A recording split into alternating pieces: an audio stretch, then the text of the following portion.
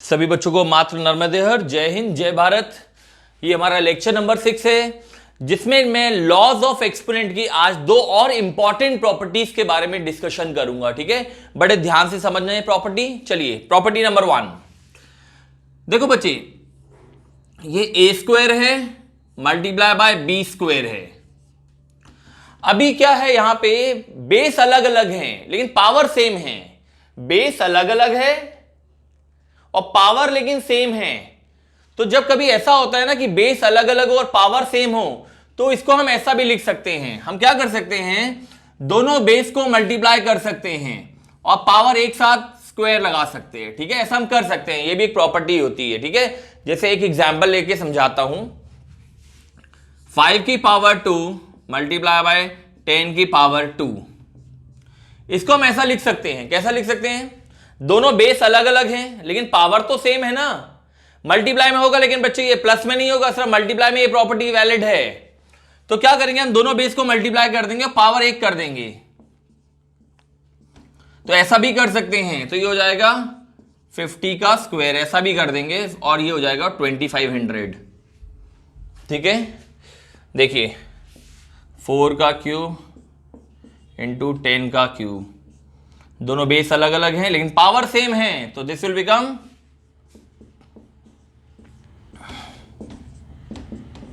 फिर तो इसको आप सॉल्व कर सकते हैं। तो कभी कभी अगर कुछ रिजल्ट ऐसे आते हैं तो इसमें घबराना नहीं है, जैसे ही ऐसे आएंगे आपको समझ जाना चाहिए कि ये वाली प्रॉपर्टी का यूज हुआ है भाई।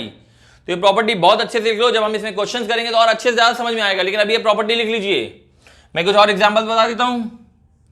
p की पावर 5 इंटू q की पावर 5 इज इक्वल टू, ये लिख लीजिए प्रॉपर्टी। ठीक है, जल्दी लिख लो।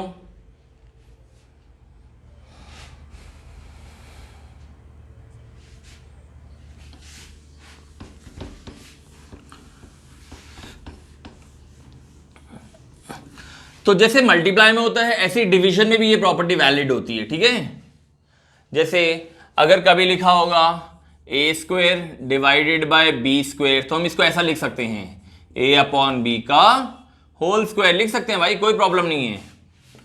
p की पावर 3 अपॉन q की power 3 will become p upon q की पावर 3, ऐसा लिख सकते हैं, कोई प्रॉब्लम नहीं है।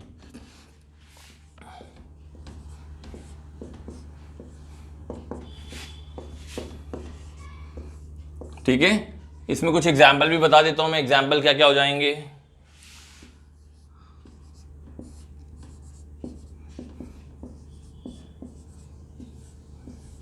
कुछ एग्जाम्पल्स मैं दे रहा हूं तो आप समझ रहे होंगे। स्क्वायर 5 के साथ भी है, स्क्वायर 3 के साथ भी है, इसका मतलब ये स्क्वायर दोनों के साथ है, 5/3 दोनों के साथ है। ठीक है,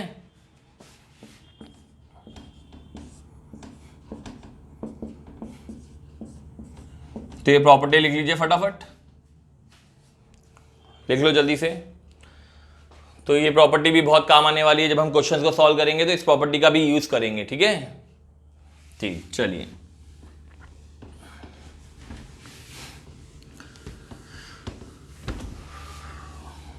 अच्छा, इसका रिवर्स भी वैलिड है। रिवर्स मतलब ऐसा समझना आप, हाँ, अगर ए बी का होल स्क्वायर है, इसका मतलब ये स्क्वायर ए के साथ भी है, स्क्वायर बी के साथ भी है, ए स्क्वायर बी स्क्वायर। अगर एक्स वाई की पावर 5 है, इसका मतलब ये 5 एक्स के साथ भी है, 5 वाई के साथ भी है।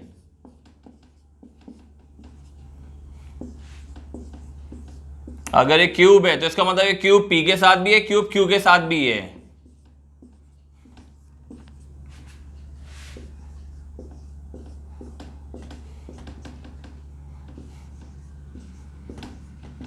जल्दी लिख लीजिए। ए अपॉन बी का होल स्क्वायर का मतलब होता है ये स्क्वायर ए के साथ भी है, ये स्क्वायर बी के साथ भी है। एक्स अपॉन वाई का होल क्यूब का मतलब होता है X cube Y cube. M upon N की होल पावर 4 का मतलब होता है ये 4 एम के साथ भी है, एन के साथ भी है। ठीक है, तो ये उन्हीं प्रॉपर्टी का रिवर्स है भाई, ये वही प्रॉपर्टी है लेकिन रिवर्स फॉर्म में है। ठीक है, लिख लिया आप लोगों ने इतना, गुड। चलिए आप कुछ क्वेश्चंस करेंगे ना तो ये प्रॉपर्टी का बारे में और अच्छे से समझ में आएगा कि प्रॉपर्टी यूज कब होती है। ठीक है, देखिए पहला क्वेश्चन आएगा आपको 2 की पावर 3 मल्टीप्लाई बाय 5 की पावर 3। देखो बेस अलग अलग है लेकिन पावर तो सेम है ना, और मल्टीप्लाई है। देखो ये वाली प्रॉपर्टी है मल्टीप्लाई और डिवाइड में वैलिड है, प्लस और माइनस में वैलिड नहीं है, प्लस और माइनस में वैलिड नहीं है।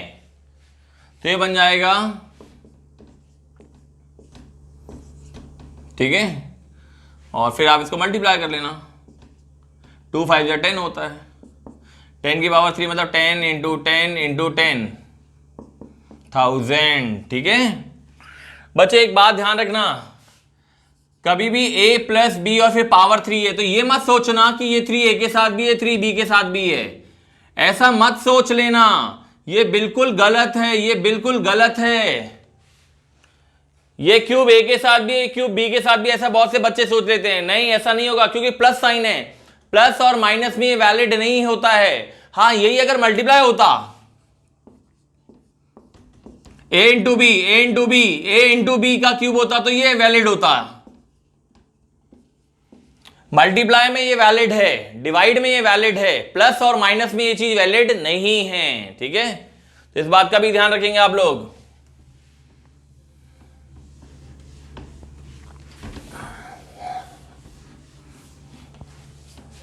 नेक्स्ट क्वेश्चन, a की पावर 4 मल्टीप्लाई बाय b की पावर 4।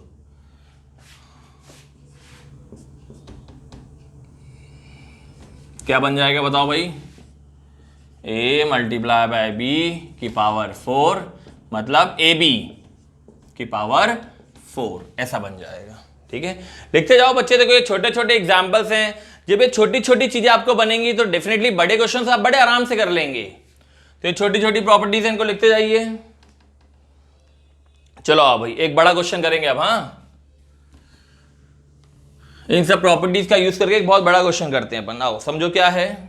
2 की power 2 again power 3 multiply by 3 की पावर 6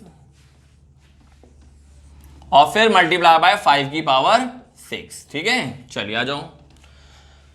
पहले तो यहां पे पावर लॉ लगेगा। मैंने आपको बताया था एक ही बेस के साथ जब दो दो पावर होती है तो दोनों पावर आपस में मल्टीप्लाई हो जाती हैं। तो आप ये 3 2 जा मल्टीप्लाई कर देंगे भाई, 3 2 जा 6। ये देखो 2 और 3 मल्टीप्लाई हो जाएगा, मैं यहीं पे कर दे रहा हूं, 2 3 जा 6। आपने क्वेश्चन लिख लिया है। अब मैं इस 2 को इस 3 से मल्टीप्लाई कर दे रहा हूं, तो बताओ क्या होगा? 2 3 जा 6। तो ये पावर से मल्टीप्लाई हो जाएगा और क्या आंसर आ जाएगा? 2 की पावर 6। ठीक, चलिए अब देखिए, दोनों बेस अलग अलग हैं लेकिन पावर सेम है। दोनों बेस अलग अलग हैं लेकिन पावर सेम है। तो बताओ बच्चे क्या होने वाला है? ये दोनों बेस आपस में मल्टीप्लाई हो जाएंगे और पावर 6 हो जाएगी। ये मैंने अभी प्रॉपर्टी पढ़ाई थी। चलो 2 3 जा 6 की पावर 6 मल्टीप्लाई बाय 5 की पावर 6। ठीक, फिर से देखो, अब फिर से देखिए, दोनों बेस अलग अलग हैं लेकिन पावर सेम है। दोनों बेस अलग अलग हैं लेकिन पावर सेम है। तो जब दोनों बेस अलग अलग होते हैं और मल्टीप्लाई भी हो रहे हैं, ये भी बहुत इंपॉर्टेंट बात है जो हमें ध्यान रखना है कि मल्टीप्लाई भी हो रहे हैं, तो बताओ दोनों बेस क्या हो जाएंगे? आपस में मल्टीप्लाई, और जो पावर है ना कॉमन पावर आ जाएगी। तो क्या बन जाएगा? 6 इंटू 5 की पावर 6 इज इक्वल टू 30 की पावर 6। 30 आ जाएगा ना भाई, 30 आ जाएगा। 6 5 जा 30, 30 की पावर 6 इसका क्वेश्चन का फाइनल आंसर है। ठीक, चलिए वेरी गुड। कुछ और क्वेश्चंस भी ट्राई करेंगे। लिख लिया सभी बच्चों ने?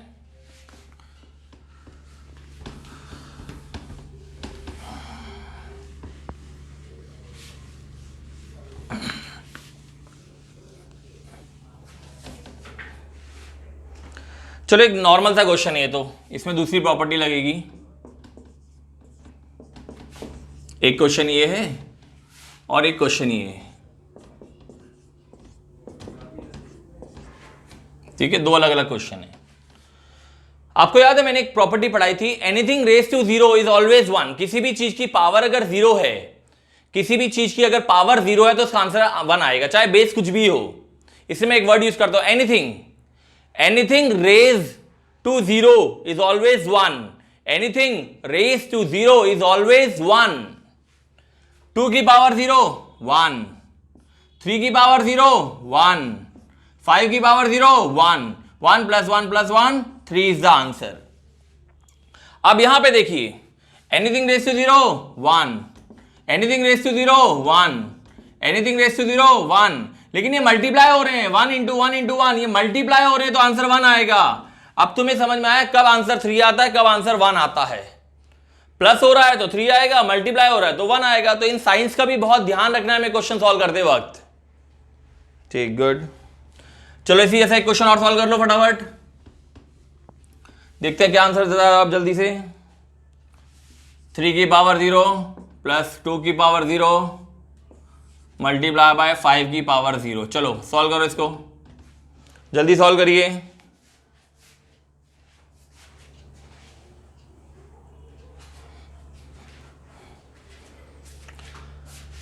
Anything raised to 0 is 1. Anything raised to 0 is 1. Anything raised to 0 is 1. 1 + 1 2 into 1, 2 1 जा 2। तो इस क्वेश्चन का आंसर 2 आया। ठीक है बच्चे, चलो वेरी गुड। इन सारी प्रॉपर्टीज को रिवाइज करते रहें, बार बार वीडियो देखते रहें, तो आपको ये चीजें याद हो जाएंगी अच्छे से, प्रॉपर्टीज और laws of exponent. Thank you बच्चे, God bless you, all the best to all of you.